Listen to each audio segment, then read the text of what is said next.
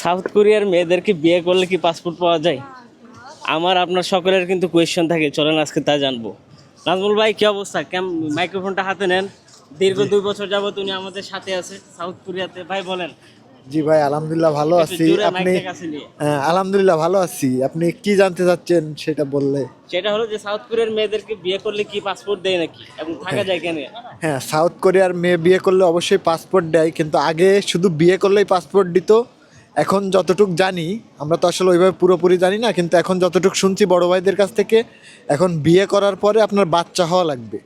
মানে আপনাদের সংসারে বাচ্চা আসবে, তারপরে আপনার ওই মানে পাসপোর্টটা দিবে। এটা হচ্ছে আচ্ছা। সরকার নতুন নিয়ম করেছে। এখন কথা শুনেন, এখন আমি যতটুকু জানি ইয়াং মেয়েরা বিয়ে বসতে চায় না। এখন 35-40 বছরের বুড়িরা বিয়ে বই সাধারণত বাঙালি পাকিস্তানিদের। এখন এই ক্ষেত্রে এই বৃদ্ধ মহিলার দিয়ে এই বয়সে কি বাচ্চা কাচ্চা বানানো সম্ভব?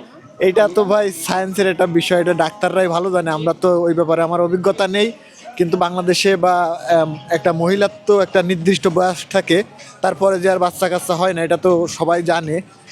তো আসলে এখানে আমার অতটা সঠিক জটিল ধারণা। বিষয়। হ্যাঁ, জটিল বিষয়, এটা তো ওইভাবে বলা যায় না আল্লাহ কারে কি দিবে না দিবে। আচ্ছা, তাহলে এর মানে হলো যে আপনাদের দাওয়াত রইল, সাউথ কোরিয়াতে এসে যদি বিয়ে করে পাসপোর্ট পাওয়ার আশা থাকেন আসতে পারেন। তাহলে ধন্যবাদ।